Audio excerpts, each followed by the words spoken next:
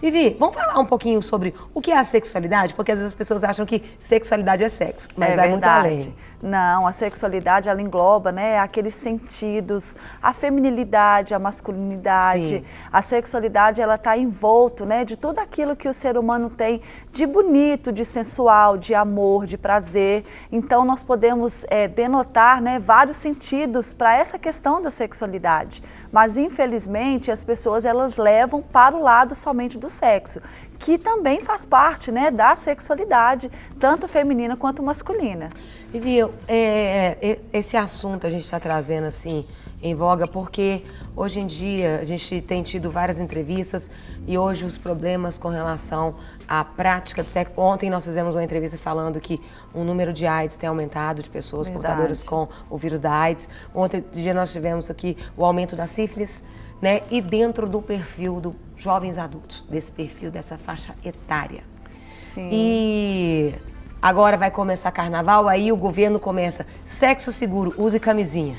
Aí nós até comentamos, sexo seguro, ore, busque ao Senhor a pessoa que tem que estar do seu lado, case com a pessoa fiel, porque esse aí é o sexo seguro que você vai ter. Com certeza. E eu queria que a gente falasse um pouquinho sobre isso, porque as pessoas estão casando para fazer sexo. O jovem adulto casa para fazer sexo. Aí depois que casa, que faz sexo, cansa. Hoje eu tenho trabalhado com as mulheres, Vivi, e as mulheres não querem fazer sexo, não. Exatamente. Serginho, fala que não é. As casadas não querem fazer sexo e os solteiros estão tudo querendo fazer sexo. Como é que é esse negócio? Casa pra fazer e depois para. Na verdade, o estímulo vem para isso, né? O estímulo aí, a sociedade está sendo estimulada para fazer sexo. Mas quando pensa no casamento, que é aquela história do comprometimento, da realização do outro, o pessoal a vida tá tão efêmera, tão volúvel, são tão volúveis assim, tão rasos, né, Vivi? Verdade. Que não se importam. Numa recente pesquisa que eu estava vendo, sabe em que lugar que o sexo ficou para as mulheres casadas? Sim. Num plano de 1 a 10? Em 8º lugar. Vai você ver? Antes veio carreira, antes vem filhos, antes vem tudo. Aí até o 8º lugar o sexo. Sabe que lugar que ficou o sexo para o homem? Casado. Sabe qual? 6º? Não. 7º lugar. Imagina. Um pouquinho. Por quê? É essa condição, essa pressão de, olha, para eu satisfazer a minha esposa, para eu satisfazer o meu esposo... Tem outros quesitos. Então tem toda uma coisa, então eu prefiro deixar de lado. Então mulheres até... não se importam em engordar, não se importam em se preparar, né? Para quê? Para não ser desejada. Sim. Então tem esse efeito também, para não gerar esse estímulo. Isso é muito triste. E engraçado que também perde aquela questão do proibido. As pessoas, parece que elas gostam mais daquilo que é proibido. Ou seja, antes do casamento, dá-se uma conotação do proibido. Então eu faço com prazer, eu faço com frequência, e depois que casa...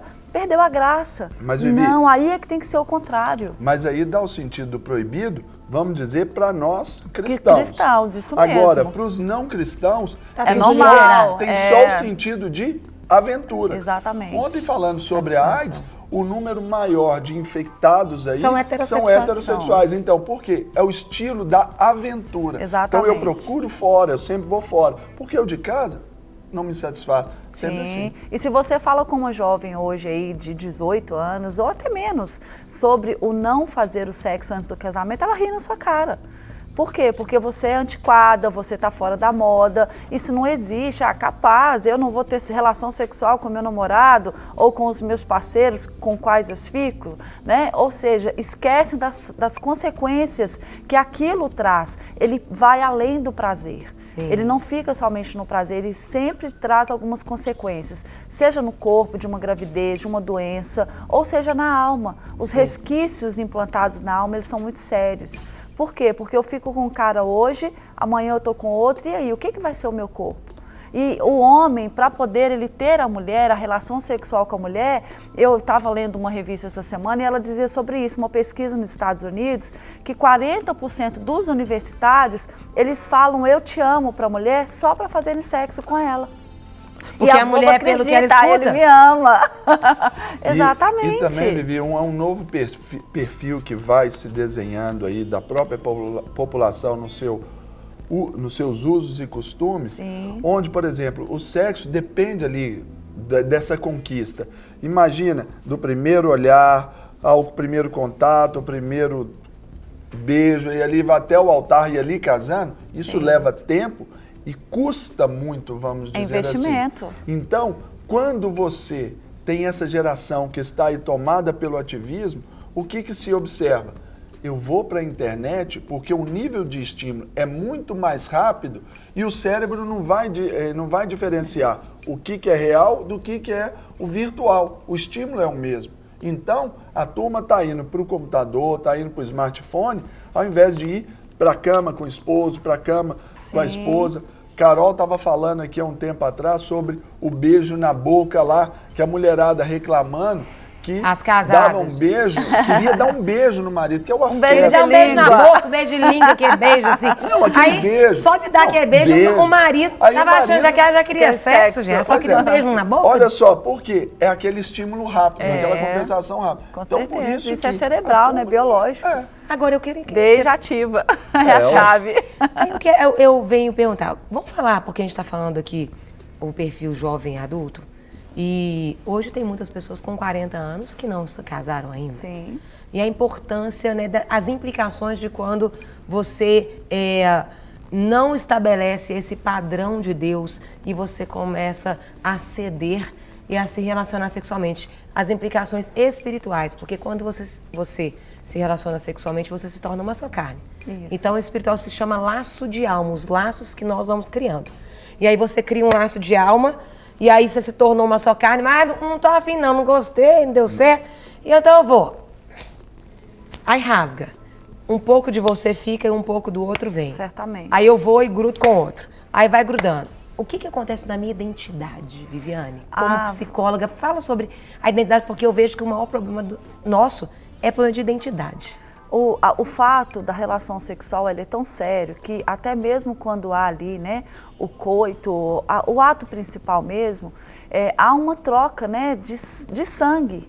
Ou seja, há uma aliança que está sendo feita. Sim. E com isso é introjetado realmente na nossa personalidade.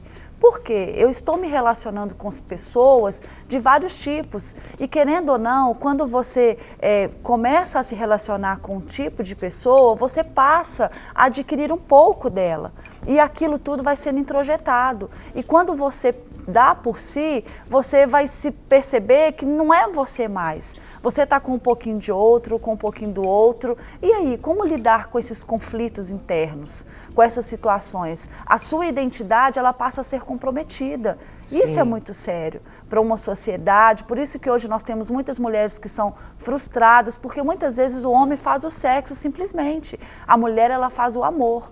E aí, isso é complicado na cabeça da mulher.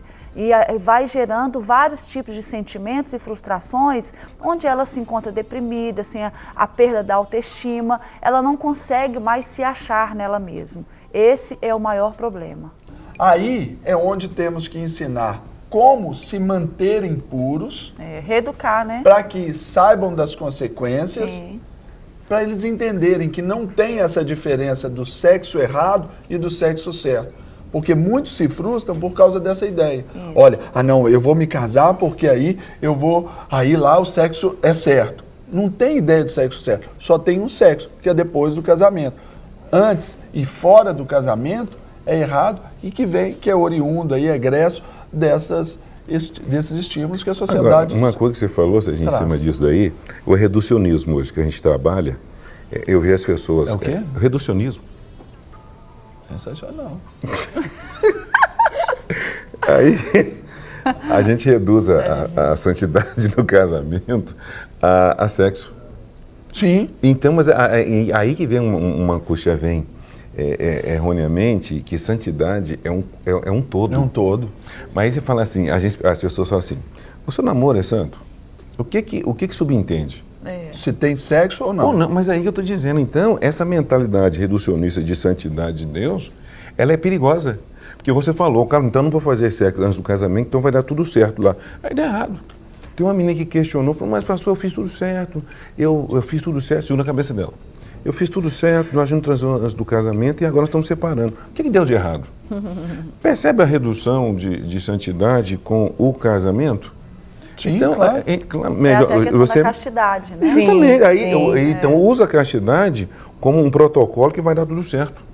Que né? é o passaporte, que é a trava ali para a prosperidade. Isso, Não, isso. porque tem os outros aspectos, a comunicação Aí. do casal, a boa convivência, a intimidade com Saúde Deus, emocional. a saúde emocional, a saúde com a igreja, isso é importante. Então, é o todo, né? então a santidade, no namoro, entra tudo isso. Emocional, espiritual, físico, social. Para receber todas as novidades do canal, inscreva-se e se curtir o vídeo, clique em gostei. Aproveite para acompanhar a Rede Super nas redes sociais.